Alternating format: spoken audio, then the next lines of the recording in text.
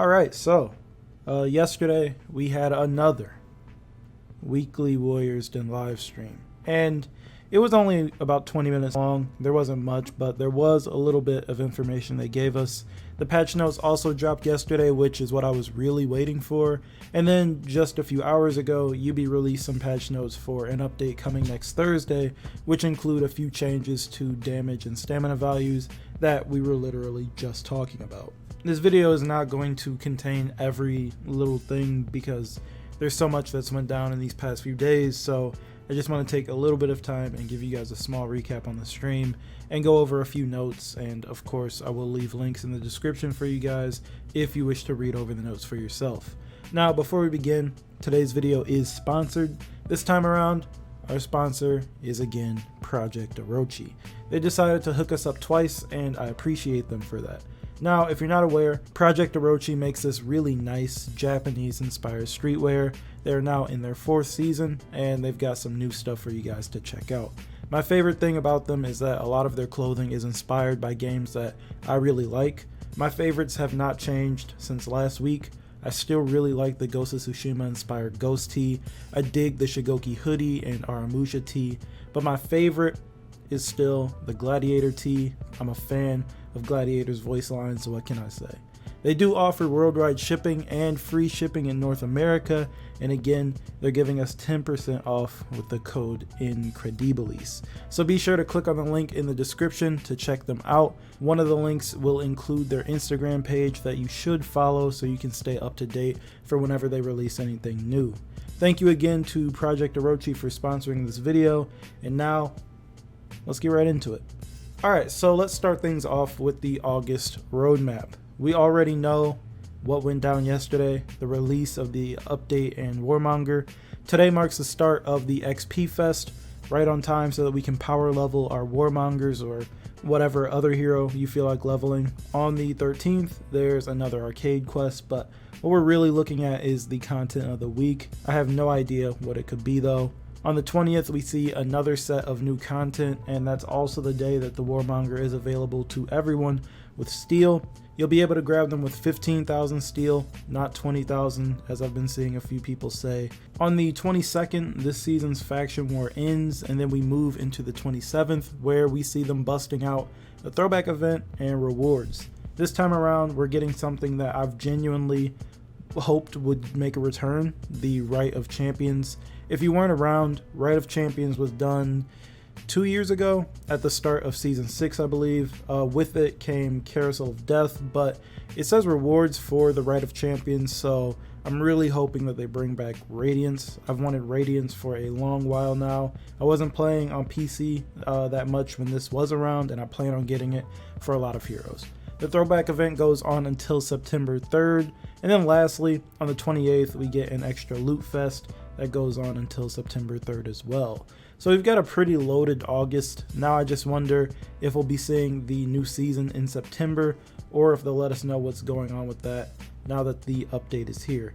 We also now know that there's an update coming on the 13th that includes a few things that I'm about to talk about. So really quickly, I want to go over the stuff that's coming in next week's patch. They opened up saying that they launched the update yesterday and have been listening to the feedback and whatnot from all around, you know, Reddit, Twitter, forums, videos, and the feedback from early access players. They also let us know that this is not the final step they'll take to improve the core combat update.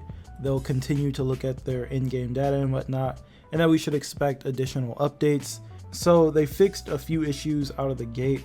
Orochi's top heavy finisher, Feint to Guard Break, will now work against people who try to roll away. Peacekeeper's second light is now dodgeable if hit by the initial light attack. Highlander's offensive lights have been adjusted to cost 12 stamina, and Highlander's light combo is now dodgeable on block and hit when in revenge or if the opponent is out of stamina. Then we move on to value changes, starting with stamina.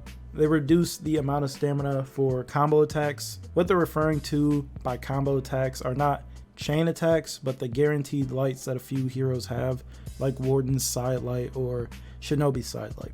So Shaolin's Triple Light, PK's Deep Gouge Stab, Lawbringer's Light after heavy finishers, Shaman's Combo Light, Orochi's Top Light, and then as I said, Warden and Shinobi's Combo Light. They're all going to consume 6 damage instead of 12. This is something we all mentioned, and I'm glad that the amount is being cut in half. It looks like we'll still have to deal with these 12 stamina lights in the meantime, and hopefully they'll quickly address that, but at least in the meantime these are being reduced. Next up, damage values. There are a few values to go through here. It looks like they really focused on a few of the high ones for right now, so things like Conqueror's Flail Uppercut will have to wait until who knows when. So I'm going to go through these really fast.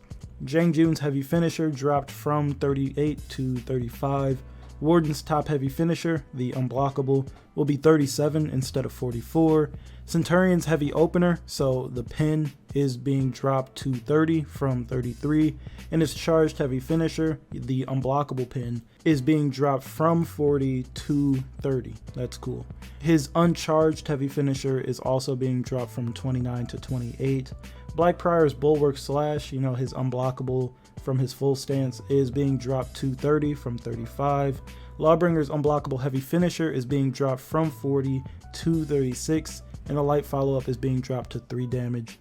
Kinsei's Heavy Chains are being dropped to 30 damage from 34, while his top heavy finisher, the Unblockable, is being dropped to 38 from 44. Shinobi's Ranged Heavy is going to be 25 damage instead of 29. Shigoki's Fully Charged Opener is going to do 35 instead of 38, while his Charged Heavy Finisher is going to do 38 instead of 44. Highlander's Offensive Stance Heavies are going to do 35 damage instead of 37, and finally Shaman's Unblockable Heavy is going to do 36 instead of 41. Lots of number changes here. They also adjusted out of lock damage numbers to be consistent with locked on attacks for a few heroes, but I'm not going to go over all of those here. These number changes are indeed a step in the right direction. However, a few of these values are still on the high side. I think they needed to be a little more heavy-handed with a few of these numbers, dropping them down a little bit more, and I hope that as we move forward they do that. But as I said, in the meantime, this is a step in the right direction. Now as for the other set of notes, the ones for this update, we've already been over a lot of the notes already, so I won't go over everything, but there are quite a few changes here that I'll try to get through quickly. Shaman's recovery on her stab has been slightly increased. This is so that going for another stab immediately after the first will lose to their opponent's light attack.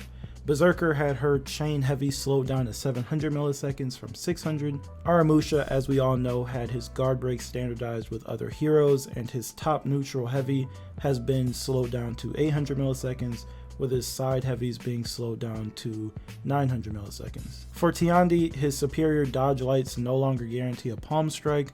Lawbringer's Shove no longer has uninterruptible stance or armor. This applies to both his dodge shove and chain shove. And Orochi had his light slowed down to 500 milliseconds, while he got his unblockable top heavy that is now 900 milliseconds. These are the changes that are on top of the other ones, like the stamina and damage changes. What I really wanted to look at were feats, so they adjusted a few more than I thought they would. There are still a few really problematic feats in the game. How Fire Flask has gone untouched for this long still surprises me, but there's some good here. We all knew that healing feats were going to be nerfed, and that's a good thing to me. Nothing was more frustrating than having to whittle down your opponent only for them to negate everything with Second Wind or easily heal up with a few friends with Stalwart Banner. So first up, let's look at traps. Traps in the game, like the ones that have been in the game since launch. Nail Trap, Bear Trap, and Stunning Trap have all been adjusted. Stun Trap got the Stunning Tap treatment and was renamed to Storming Trap. It had its damage increased to 20, causes a medium hit reaction, and now it no longer stuns, blinds, or causes stamina damage. Same thing with Nail Bomb and Bear Trap. Neither of those cause stun, blind, or stamina damage anymore. I like this. Those feats were too useful for what they were worth, even if you could avoid them. Ki also got some work. It no longer stuns or blinds or reduces the stamina regen cooldown, and it's had its cooldown increased to 90 seconds from 60. 2 Yorm feats got nerfed, Hammer's Favor and Jotun's Slave.